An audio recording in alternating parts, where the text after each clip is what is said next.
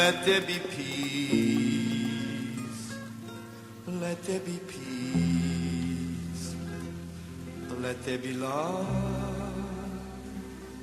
Let there be love. Let there be joy. Let there be joy. Let there be light. Let there be light. Join me. Shalom.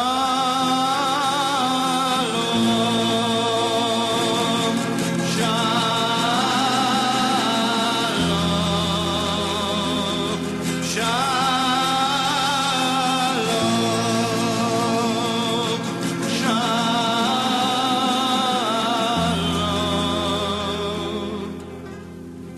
Let there be Shabbos.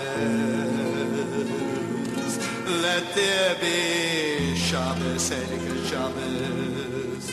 Let there be Yom Tov, Heilige Yom Tov. Let there be Yom Tov all over the world. Shalom, Shalom, Shalom, Shalom.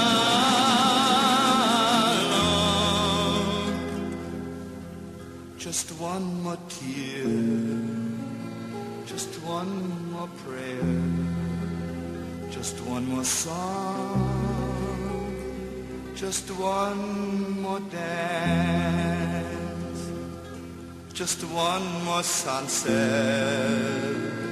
just one more night, just one more dawn, just one more day. Shalom, shalom, shalom, shalom.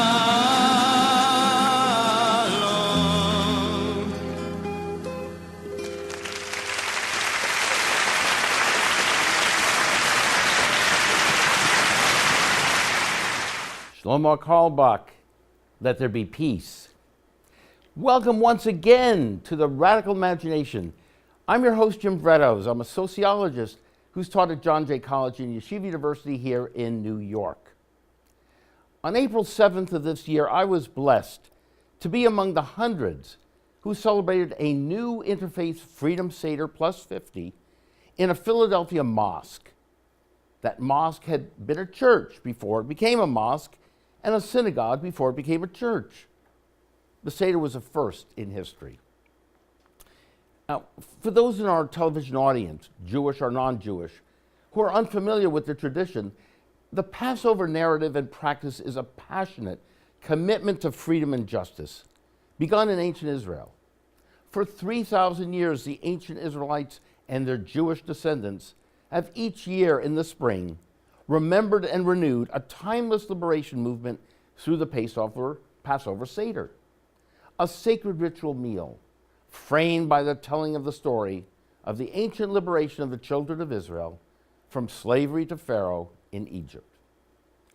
The original Freedom Seder was held 50 years ago in the wake of Dr. Martin Luther King's assassination, the ongoing inhumanity of racism in the country, the pointless barbarity of the Vietnam War, and the militarism and violence metastasizing throughout American culture.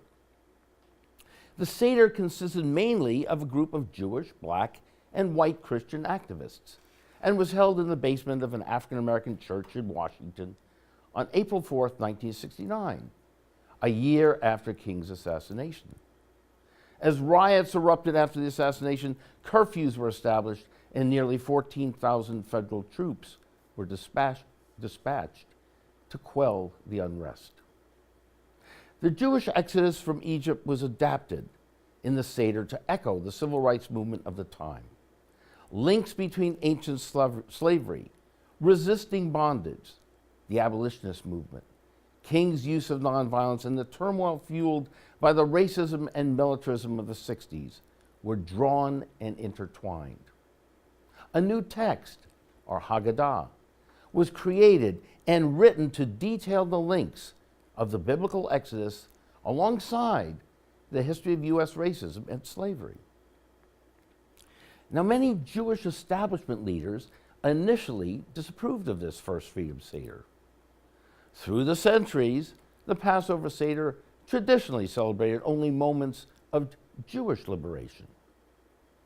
But times have changed dramatically in the last 50 years, and today's social justice-related Passover texts and services are everywhere, advocating queer liberation, calls for ending environmental racism, stopping police violence, pushing for more equitable government funding for public schools, greater LGBTQ rights, calls for Jewish-Palestinian reconciliation, greater racial justice in our criminal justice system, immigrant justice, pleas to end religious intolerance. The list goes on, countless liberation struggles around the world. The Freedom Seder Plus 50 this year was held on King's official birthday and the day after the Third Great Women's March. It was a groundbreaking observance, inspiring a fresh reimagining of the Passover ritual that linked the long history of liberation struggles with other fusion struggles. One general overriding theme propelled the author of this Seder in his writing of the 2019 text, and that was the rise of Islamophobia. He also identified 4 other aspects of tyranny: the onslaught of racism, hatred of foreigners and religious bigotry, militarism at home and overseas, worsening poverty, and overweening materialistic greed that extends to wrecking the earth for the sake of hyper-profits, and the worsening of official efforts to subjugate women and the LGBTQ communities. We are thrilled and honored to have the author and host of that original Freedom Seder and the one held this past April, 50 years later, as our guest today on The Radical Imagination. What he did has been described as liberating the Haggadah from the constraints of its ancient traditions. Our guest puts it this way: the Seder was in the streets were the Seder. From 1959 to 1982, he worked in Washington, D.C. on public policy concerning military strategy and disarmament, race relations, nonviolent action, the Vietnam War, and renewable energy sources. He joined in founding the Institute for Policy Studies and was a senior fellow of the Peace Research Institute. He's also the founder and director of the Shalom Center in Philadelphia, which sees itself as a prophetic voice in Jewish, multi-religious, and American life, and strongly supports efforts for spiritually rooted social action. Since 1969, he's also been one of the pioneers in the Jewish Renewal movement to revitalize the liturgical, intellectual, spiritual, and political life of the American Jewish community. And he's also one of the pioneers in creating eco-Judaism and the importance of ecological understanding in Jewish life. He's been active since 1969 when he first visited both Israel and the West Bank, Gaza, in working for peace between Israel and the Palestinian people through a 2-state solution to the Middle East conflict, urging mutual recognition and peace between Israel and an independent Palestine. He is the author or editor of about 20 books, or as his wife, Rabbi Phyllis Berman, puts it, about as many books as the times he's been arrested protesting. This show is indebted to him as well. As our audience knows, this show is rooted in nurturing a radical imagination, a creative, life-affirming narrative of radical love that is trying to help heal and transform America and the world, politically, economically, intellectually, and spiritually. Welcome, Rabbi Arthur Waskow, to the Radical Imagination. Sorry for that long introduction. It could have gone on and on, but thank you so much for being here. You've done so much. You're doing so much. And you're taking time out, I know, from a hugely busy schedule to visit with us, and we're just so appreciative of it. This is not time out. This is part of the work. It's part of the transformation. Absolutely. Thank you for having such a show. And let me just say, shalom, salam, paz, peace to you and to all the folks who listen. Absolutely, absolutely. And maybe we can start by talking about what Jewish renewal really is about. You've come into that movement. You've been one of the pioneers of that movement. Help our audience understand what that is and your place in it, what it all means. Sure. So at the deepest level, if you think about what Judaism has been about for 3,000 years, it's about living on a spiral. An ancient text, and this is what I did with the Freedom Seder. When I did it, I didn't know that was what I was doing. I just was driven to do it. But I was told that what I'd done was what the tradition called midrash, transforming an ancient text into a new place. And that's what a spiral does. A spiral always goes backward in order to go forward, not backward in order to get stuck backward, and not just forward like, walking off a cliff, but always drawing on the ancient truth, the ancient wisdom, in order to be able to move forward. And that's what Jewish renewal, renew is really crucial name there, that we've taken old traditions, for example, the biblical tradition, much more than the last 2,000 years of Jewish rabbinical tradition, the 1,000 years of the biblical tradition was deeply connected with the earth. They were farmers, they were shepherds. They knew what it was about to love the earth, to live with the earth, not on it and against it, but with it and within it.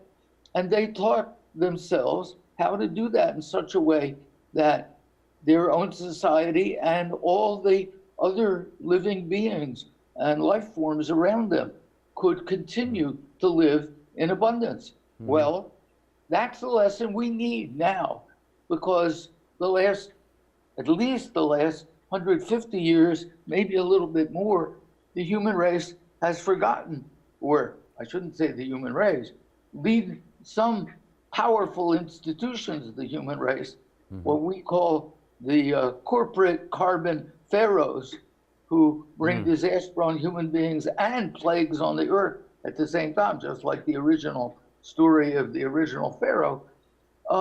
They are wrecking the planet without regard to what it means to live as part of planet Earth instead of on its back. So there are teachings in the ancient tradition about how to deal with that. You certainly can't just copy them.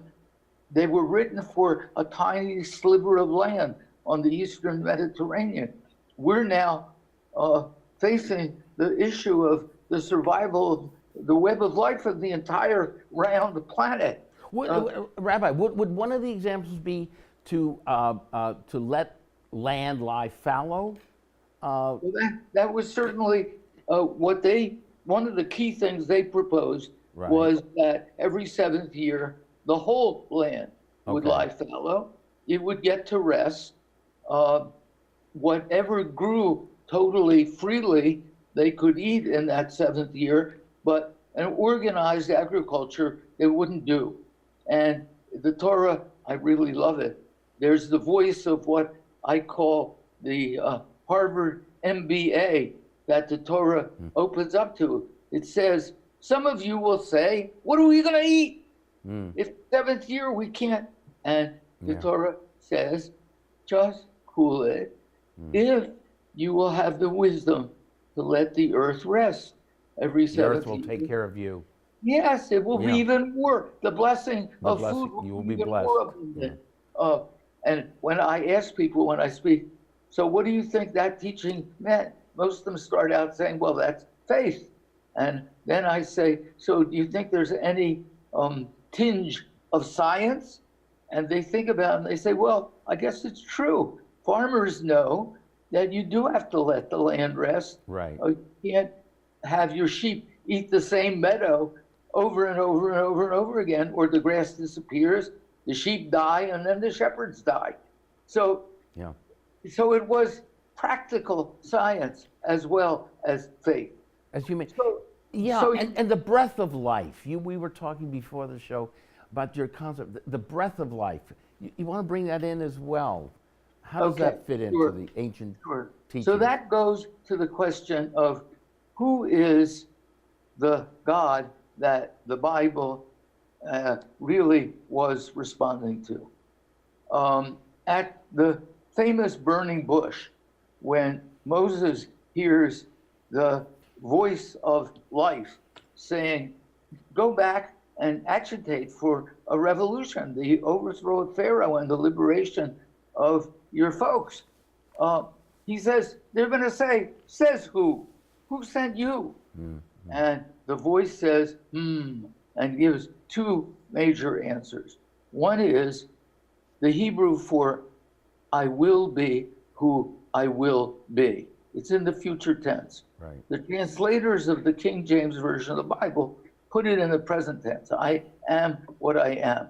But if you're translating for a king who wants the status quo to stay in place, then I am that I am. That's a wise but inaccurate translation. Mm-hmm. If the voice of all life is saying to Moses, listen, you need to become a revolutionary, then what you need to teach is, I will be who I will be. The universe transforms itself. I am becoming what I am becoming, not just I am what I am. Then the voice then says, and I got another name too. And the second name in the Hebrew letters is Yud, He, Wo, He. In the Western alphabet, it's YHWH. So when I was 11 years old and learning Hebrew from my grandmother in order to get ready to become bar mitzvah, she taught me ba, ba, be, just the sounds. Then she taught me words, and then she taught me sentences.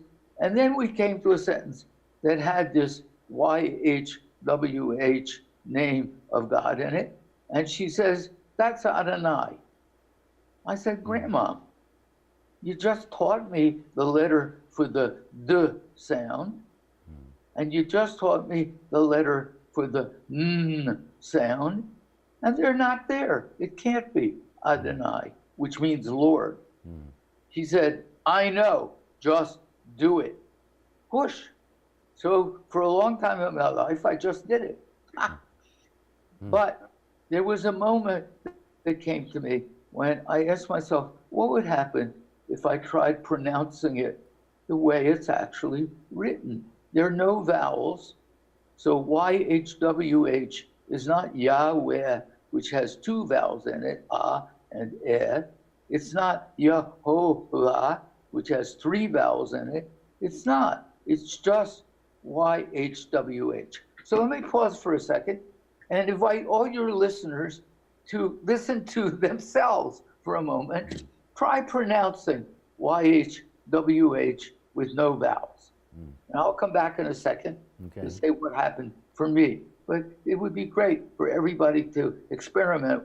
That is, if you're willing to disobey my grandmother and 2,000 years worth of rabbis, go ahead and try pronouncing YHWH with no vowels. Mm-hmm. Well, I'll try. I can't do it. So what happened for me is this. Maybe, I hope you can all hear this. It came out this way.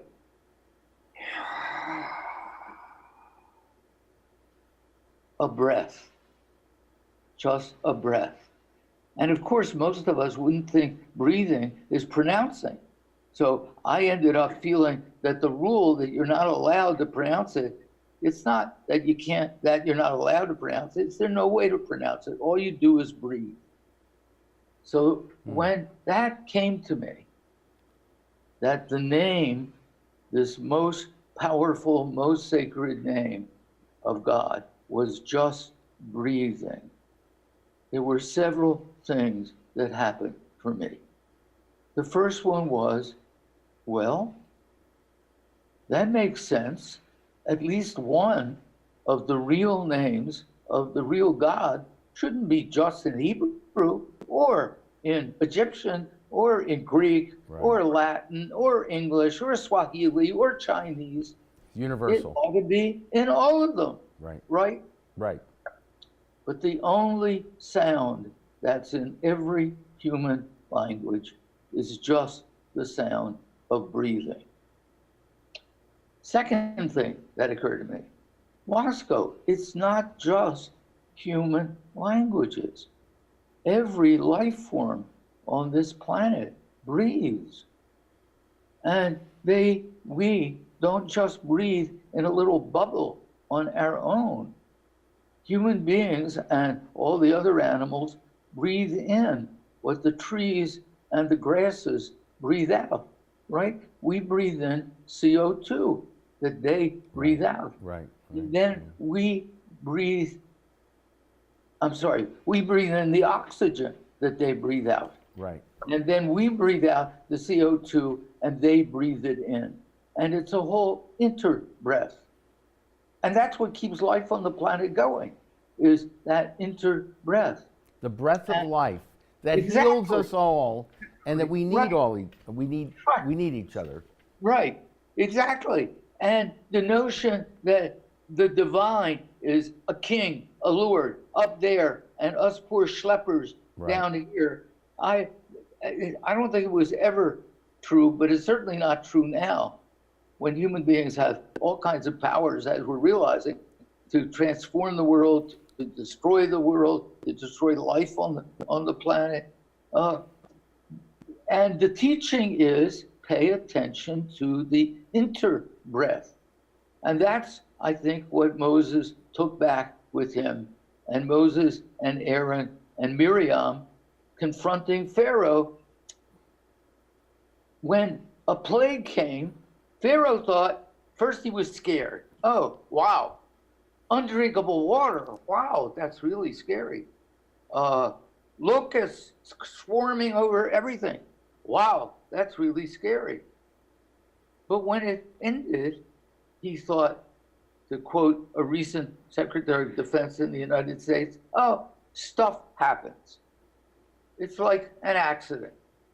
But Aaron and Moses and Miriam knew it was no accident, because all life is interconnected. If you enslave human beings, that means the earth is also being enslaved, and it rebels. So Arthur, so you've joined and made these links, ancient Torah lessons, to a contemporary political economic scene, and you found comrades with Rabbi Barber. Why not? Let's call him Reverend Rabbi Barber, Bishop Rabbi Reverend Barber. No, but leading this Poor People's Campaign, which you've been involved in. In fact, we met on the train going down and from New York to Washington, and I've been involved in that as well. So you found a kindred soul here again. He's reaching out too to his Christian followers and comrades, and trying to make similar points. So coming from this prophetic tradition, the Shalom Center is rooted in this prophetic tradition. Again, help our audience understand what that means. The prophetic tradition, healing, radical love, universal radical love. Right. So the most immediate connection, which Reverend Barber made at the Freedom Seder that you mentioned before, he was our climactic speaker. So he told me afterwards that he'd been thinking about a passage from the prophet Jeremiah, chapter 22, verses 1-5.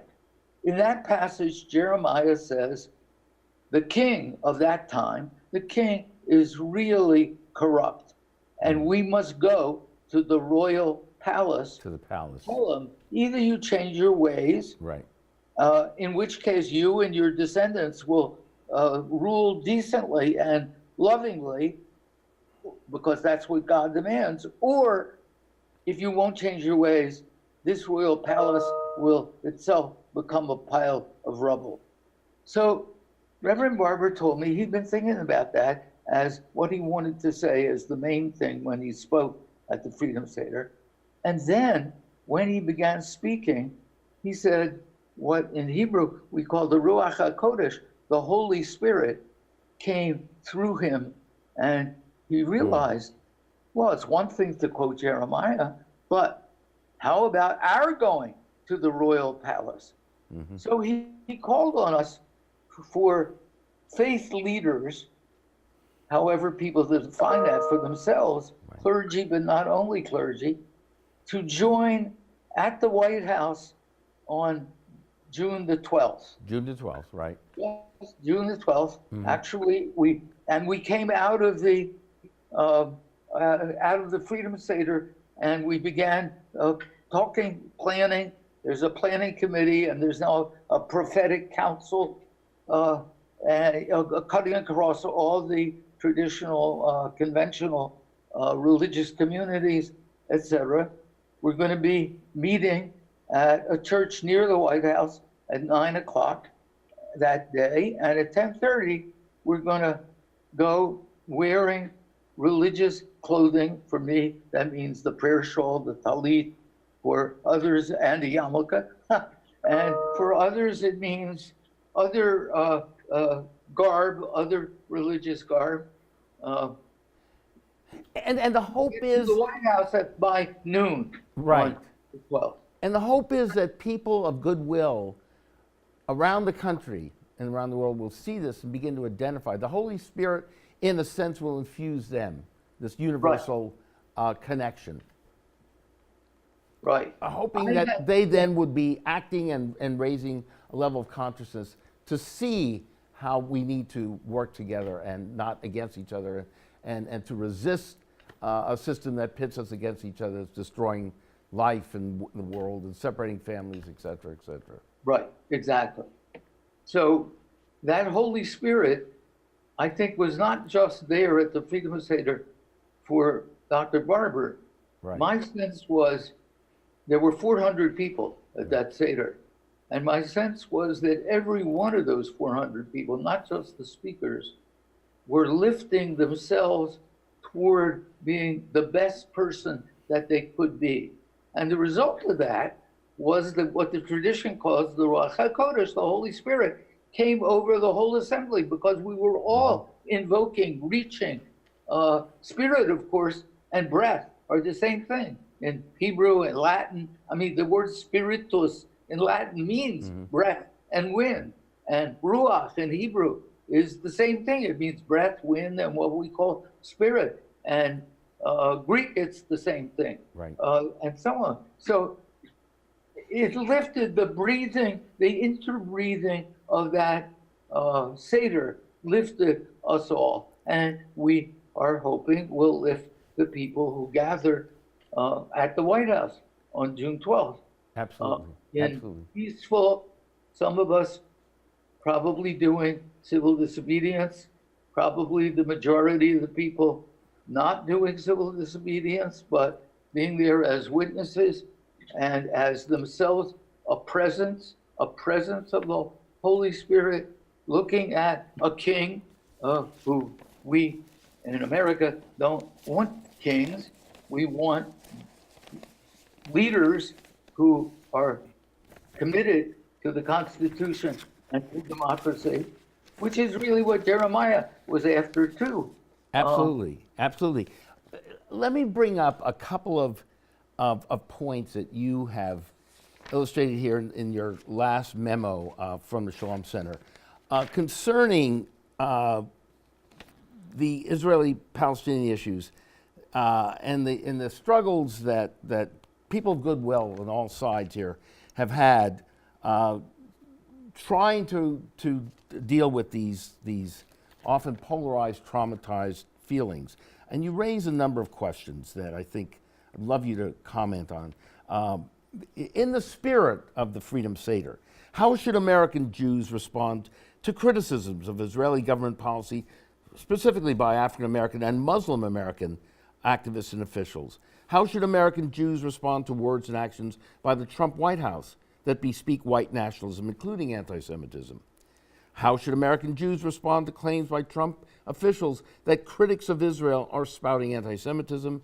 And the fourth point you make, how should American Jews respond to the close alliance between the Trump administration and the Netanyahu government? So how can we learn through our common universal existence to reconcile some of the enormously hard feelings that are beginning to, particularly over Palestinian Israeli concerns here, that's beginning to, in a sense, infect our policies, our politics, and our dialogue? How can the Shalom Center and your advocacy of the universal breath help us in answering some of these questions? Well, for me, the most basic question to ask is the most basic question of the whole Bible, which is, don't make idols. What does that mean? Well, it says in the Ten Commandments, don't carve out something from living reality and saying that one piece of living reality is the whole thing. You should worship that. Mm-hmm. So they may have been talking about literally carving something out with, sculpting a statue or something like that. Right. But I think for us, it also means don't take a piece of reality, our own religious tradition, our nation, any nation, and say, that's it. That's the whole thing. That's what we worship. That and only that is sacred. Nothing should be off the table. I mean, we should be able to discuss everything and anything. There are two great stories in the Talmud about the rabbis and idolatry.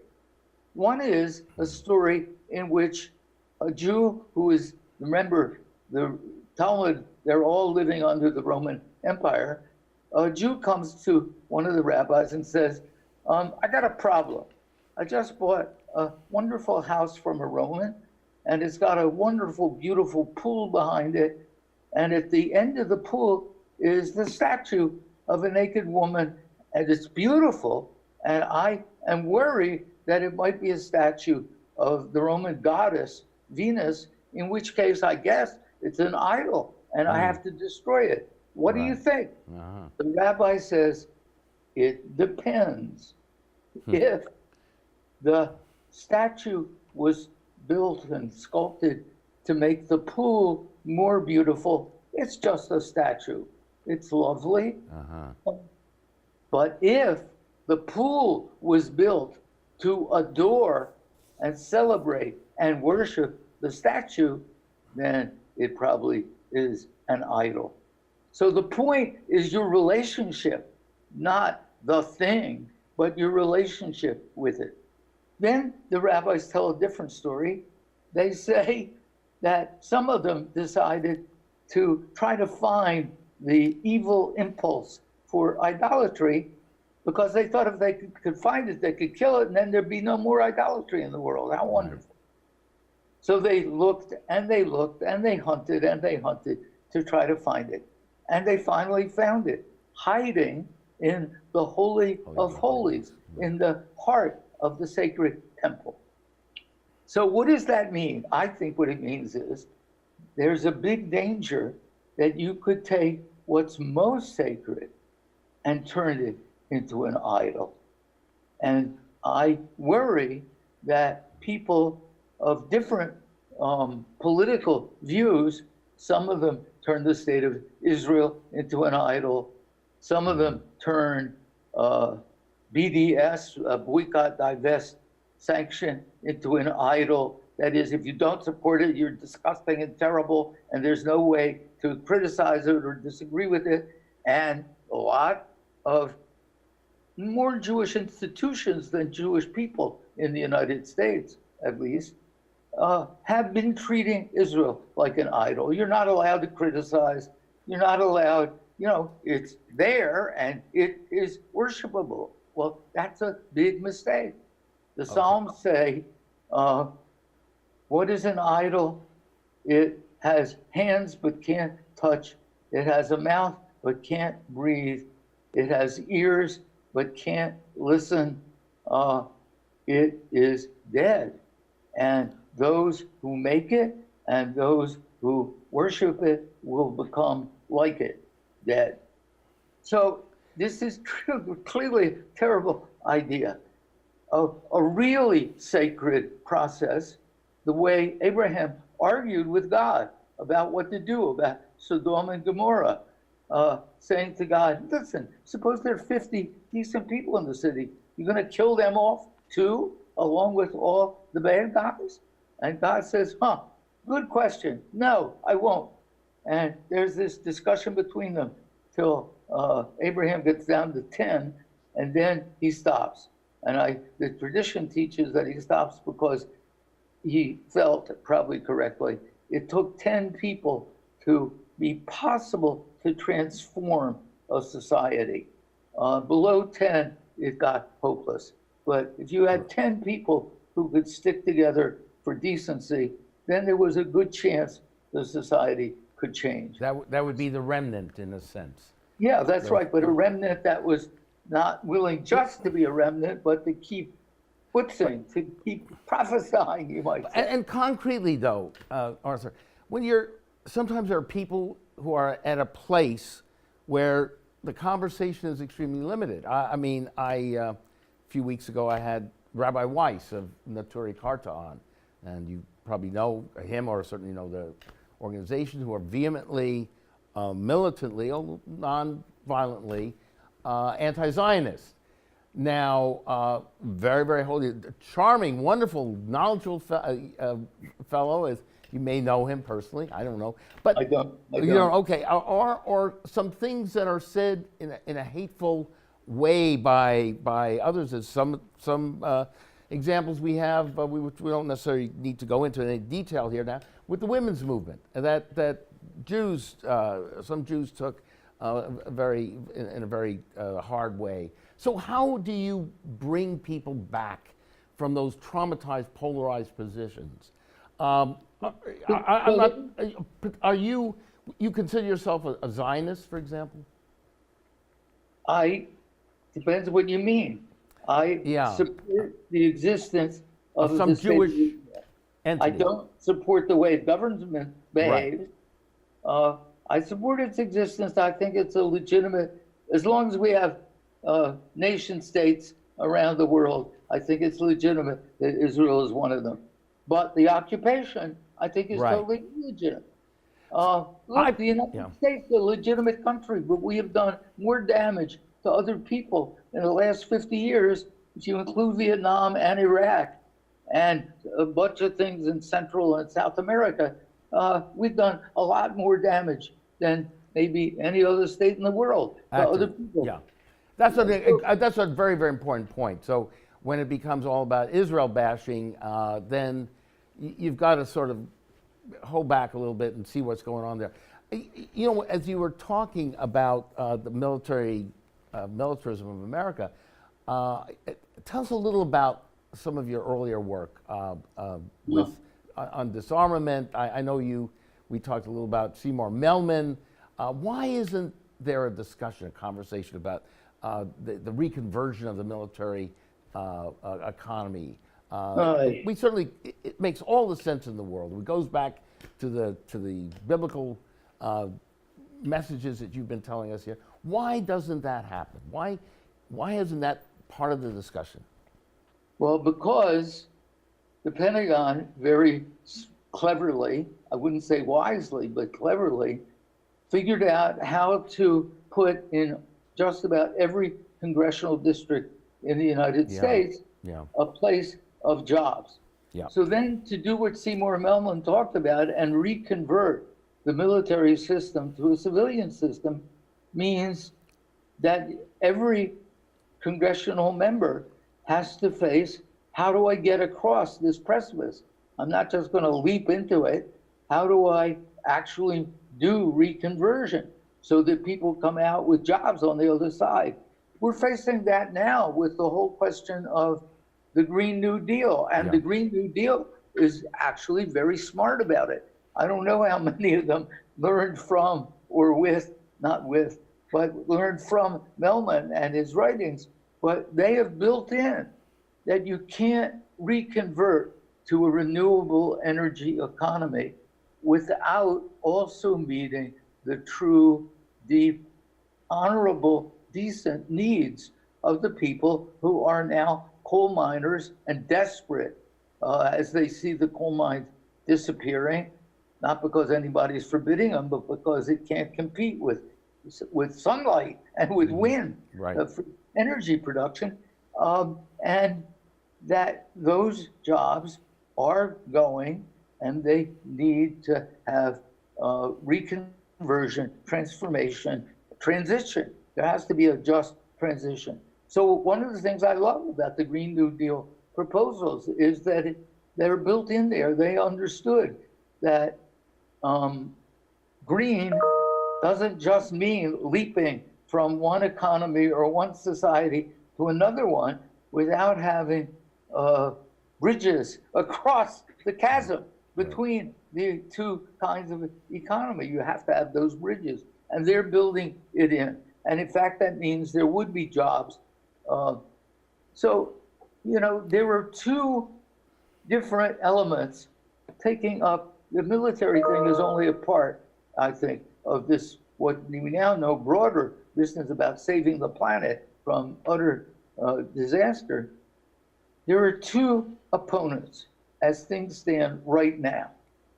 One is the people who make literally tens of billions of dollars from killing life on the planet, from heating, scorching. I never talk about global warming. Warming is a pleasant word. It's global scorching.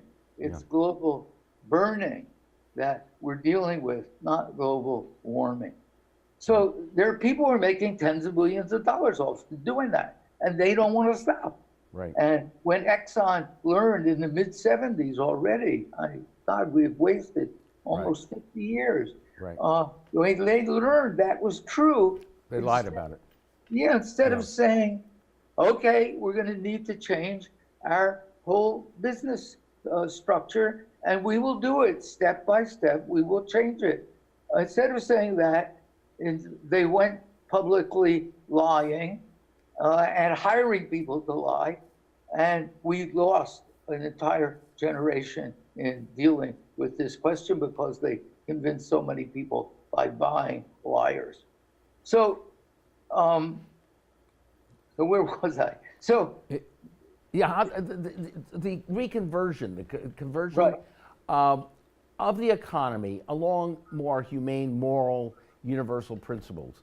That not just moral, but life-giving, practical. Life-giving, right. Life-affirming. And moral and life-giving that's, of course, one of the deep prophetic teachings. Moral and life-giving are not opposites, right? They are actually intertwined like this. In the long run, and not so, in this case, not so long a run anymore, what's immoral is deadly, literally deadly. And what's moral is life-giving.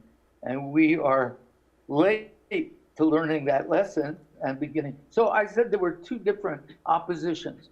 The other one is from people who are desperate. They're not making billions and billions. They're barely hanging on with their fingernails. And they're frightened that any change in our basic economy will leave them falling off the cliff with their fingernails torn off. And that's got to be addressed. It's got to be addressed ethically, for ethical reasons, I mean. And it's got to be addressed for practical political reasons. Without those folks, we can't make the change. And that's why I appreciate the Green New Deal so much. I also love it because the whole teaching of the Bible about that whole notion of the seventh year when the earth gets to rest. And by the way, that's in Leviticus 25. Leviticus 26 says, that's the next chapter, says, what happens if you don't let the earth rest? And the answer is, the earth gets to rest anyway on your head. It gets to rest through plagues, through famine, through floods, through disease, through what they call exile, which we might say is mass refugees, floods of mass refugees. That's what happens if you don't let the earth rest. It sounds to me just exactly like a climate scientist talking today about what happens if we don't let the earth rest from injecting more and more and more and more CO2 into the oceans and the atmosphere. So then in the book of Deuteronomy, the Bible comes along and says, by the way, in addition to letting the earth rest in that seventh year, you got to let debt rest. That is, all debts are annulled in that seventh year. That's a statement about social justice. And I think the point is that these farmers and shepherds got it, that you can't separate ecological sanity from social justice. They are intertwined. They were then and they are now.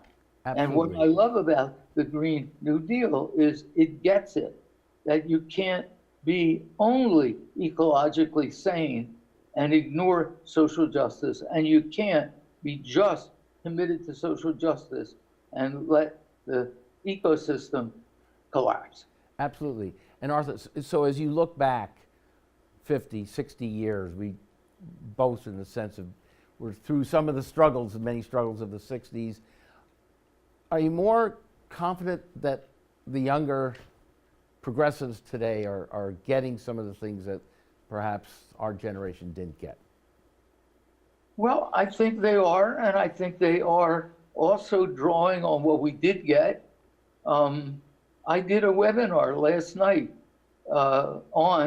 it was one of 4 sessions of a webinar on addressing climate from a religious perspective. And the third one was about organizing, activism. And I invited a member of the Sunrise Movement, who are the young people who actually put the Green New Deal on the map when they did a sit-in in Speaker Pelosi's office. I invited her to come with me to co-lead this webinar. And it was a wonderful discussion. She wasn't saying, oh, you old people, who needs to talk to you or listen to you? And the older folks on the webinar were not saying, oh, you're just wet behind the ears, what do you know? We have all this life experience. We were seriously listening to each other. It was a wonderful conversation. And I think some exciting ideas grew out of it. So I'm very hopeful. There's this great line. It's the very last line of the ancient Hebrew prophets, the last one of the official prophets, not counting Martin Luther King and Abraham Joshua Heschel, but 2,500 years ago, the book of Malachi, which means my messenger, God's messenger, ends by saying this: I, that is Malachi speaking for God, I will send you Elijah the prophet to turn the hearts of the parents to the children and the hearts of the children to the parents, lest I come and smite the earth with utter destruction.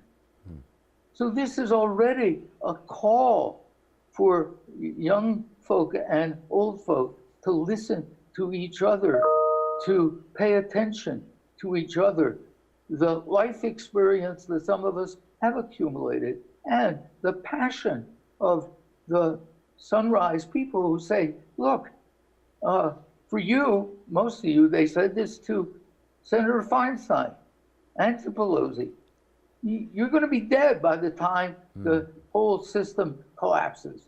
We're not. We're going to have to live in this world that either we fix now within the next dozen years, or it is going to tear us all apart for the rest of our lives. And by the way, Arthur, too, I as you probably know Frances Piven, who I've worked with and studied with her partner, Richard Cloward. Another, I think she's 86 now, so she is one of the founders of the Sun, or the inspiration for the Sunshine Movement of the young people that you're talking about. So it's a terrific mix of the old and young. Right. Yeah. So tell us. Unfortunately, I'm not going to be able to make it for June 12th. I have a meeting with actually people Union Theological and Jim Gilligan and but tell us some of your upcoming events and how we can get in touch with you. We're down to our last minute or two here. Right. Well, the Shalom Center's website is the shalomcenter.org. shalomcenter.org. And there, the work we're doing is on there. If you go there, you can find on the left-hand margin a kind of banner where you can subscribe to the weekly email blog called the Shalom Report that we put out, and that's where you were quoting from before. So I welcome people doing that. And we will have a number of things. One thing we're beginning to plan out, most of the Jewish festivals, maybe all of them, are really rooted in the rhythms of the earth, the sun, and the moon. They got history and spirituality grew out of that, but that's what they were rooted in the beginning. I wrote a book umpteen years ago called Seasons of Our Joy, in which I talked about how they were all really rooted in the earth and its seasons. And we're thinking seriously about how to build a series of actions that would take all the festivals as moments. So we've done that with Passover, but how to take them all as moments of raising the protection and healing of the earth from the climate crisis and from mass. We're going to be doing that, and all things come around. My wife Beatty, her mother taught Zalman Schachter's children up in Winnipeg. We've gone to, she used to go to Shlomo Carlebach's concerts. So everything comes around. Thank you so much. You're a joy. You're a blessing. I love you so much. Thank you for your work, and we'll be seeing you very, very soon. Okay, so just let me end by saying shalom. Shalom. Salam. Salam. Paz. Peace to you Peace. And all your folks. Thank you. Thank you so much. Be well. Thank you so much.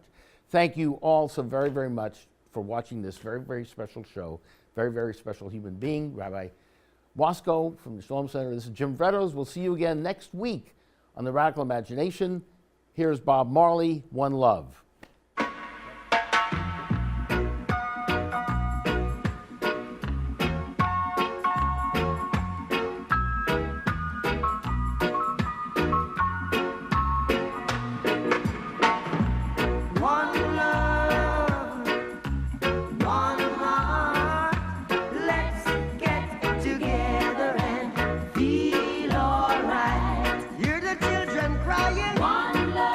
Hear the children crying.